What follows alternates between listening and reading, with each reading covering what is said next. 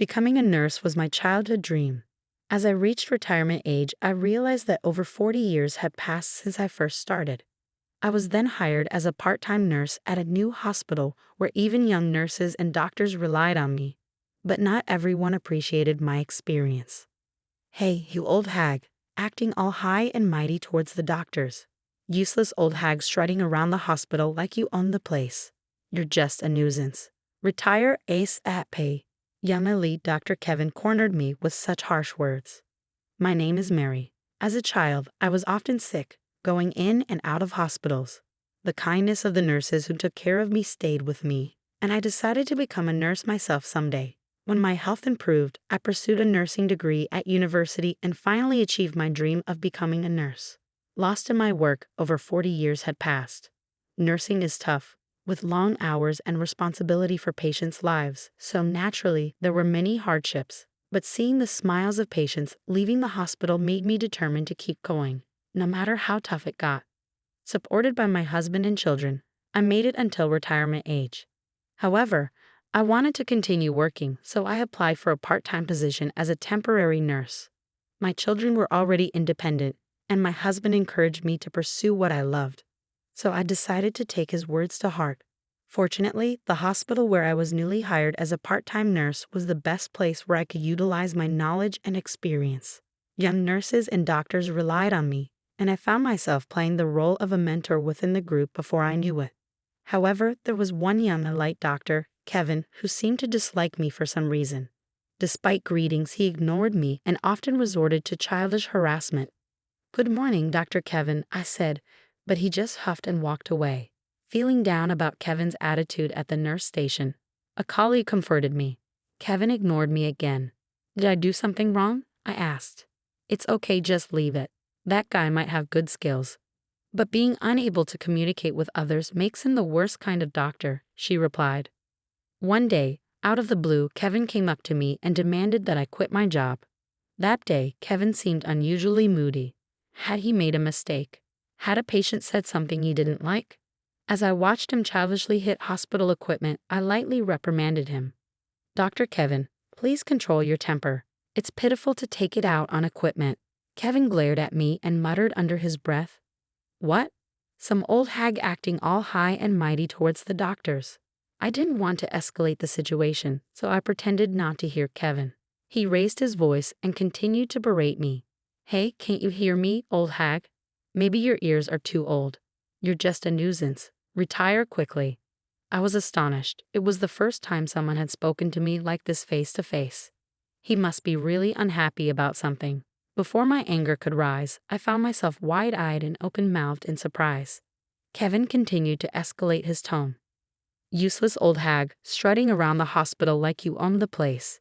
You're just a nuisance. Retire ASAP." With that, Kevin kicked over a nearby trash can, scattering its contents on the floor. I could have retaliated against such childish complaints in many ways, but men like Kevin, once angered, could be dangerous.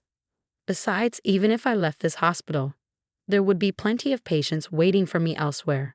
Kevin was still glaring at me with bloodshot eyes. "Okay," I said. With that, I started writing my resignation letter on a piece of stationery from the drawer.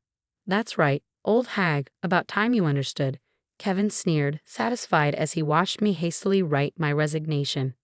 He turned and left. I put the resignation letter in an envelope and took it to the director's office. Since the director was not there, I left it on his desk.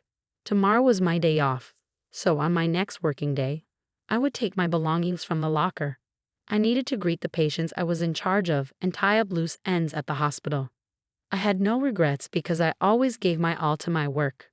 When we work for a long time, there are inevitably people like Kevin whom we just can't get along with. It's better to leave a place where such people are present as soon as possible.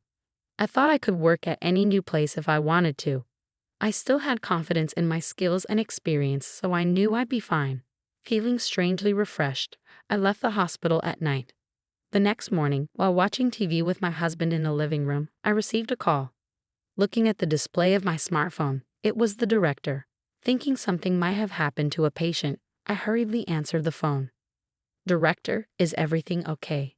The director was in a panic, and as soon as I answered the phone, He burst into tears. "Director, I won't understand if you cry. Please calm down," I urged him.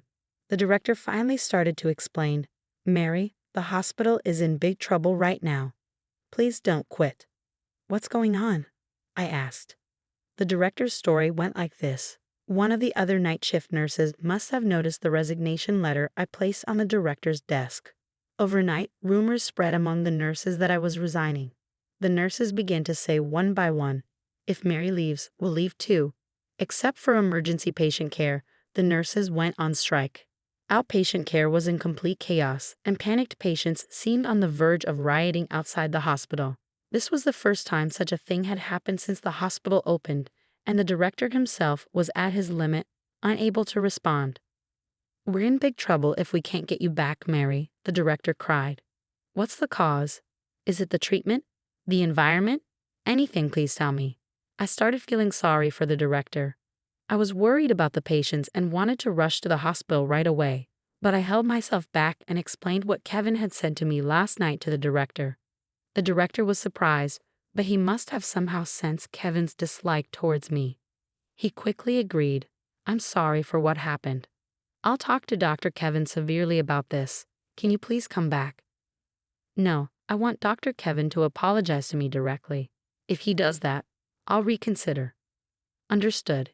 It's really tough, Mary. Please come help us right away." After the director begged me through tears, I decided to go to the hospital. But I had one condition. Just give me a chance to talk to Dr. Kevin.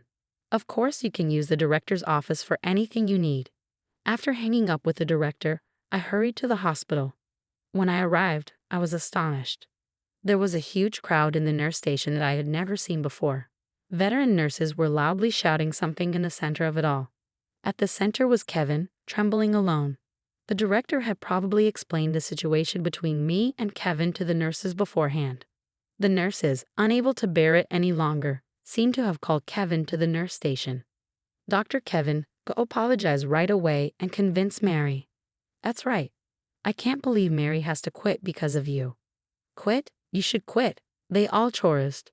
Kevin, young and inexperienced, had probably never been cornered like this by angry women before. He had been silent with a tense face all this time. Feeling sorry for Kevin, I decided to intervene and help him. "I'm sorry, everyone, for causing you trouble," I said as I entered the group of nurses and addressed Kevin, who was frozen like a scolded child. "Come on, Dr. Kevin, let's go." "Where to?" he asked, confused. "To the director's office." Following the director's instructions, I dragged Kevin to the director's office. The director was waiting for us, still visibly upset. I instructed Kevin to explain the situation properly from his own mouth. Though I thought it might take some time, Kevin, scared by the nurse's scolding, unexpectedly meekly and honestly explained what had happened last night in a low voice. He seemed to have given up. Having heard the whole story, the director was once again exasperated. "What are you, a child?" he asked incredulously. The director had high expectations for Kevin from the beginning. Kevin was the youngest and most skilled elite doctor. However, because of this, the director had turned a blind eye to his misconduct and attitude, spoiling him too much. "So I think half of it is my fault. I'm really sorry, Mary," said the director as he apologized to me. Seeing this, Kevin hastily followed suit and apologized to me in a barely audible voice. "Sorry," he mumbled. I decided to tease him a little. "What? I couldn't hear you, Kevin, because I'm old," I said. "Sorry," he repeated, slightly louder this time. Although Kevin had a pride as high as Mount Everest, it was rare, or rather it was the first time, for him to bow his head to someone. He had dead fish eyes and didn't seem to be putting his heart into it at all. But I decided to accept his apology for now. "Dr. Kevin, I'll forgive you this time. However, I'll work on straightening out your twisted character and spirit from now on, so be prepared," I warned him. The director, overhearing my words, quickly chimed in. "So, Mary, will you stay at this hospital from now on?" "Yes," I replied. "If that's the case, I'll tell everyone at the nurse station to disperse and return to their posts." "Thank you, Mary. Dr. Kevin, be sure to thank her too," the director instructed. Thus, Kevin was forced by the director to bow his head again, and so I decided to stay at this hospital. Half a year passed in the blink of an eye. Perhaps my persistent guidance had paid off, as Kevin's attitude gradually softened. He seemed to have learned from me how to interact with and care for patients in his own way. Now he has become a well-respected doctor with a good reputation among patients and is accepted by the nurses, although sometimes teased about that incident. However, he still seemed a little uncomfortable around me and never won against me. Even though I tried to speak to him kindly, he always seemed nervous. "Dr. Kevin," I called. "Hey, yes, what is it?" he replied, startled. "I brought some snacks, so let's make some coffee and eat together." "Come on, sit here with us," I invited. "Oh, okay," he agreed hesitantly. Back when Kevin just disliked me, I never imagined a day when we would sit together with him and the nurses, eating snacks. Working for a long time, such things happen, and that's why this job is interesting after all. Mary, 65 years old, I'll continue to work as an active nurse. The nurses were delighted at my words. However, Kevin alone was looking up at the ceiling. How was today's story? Please also consider subscribing to the channel. Well then, let's meet again in the next video.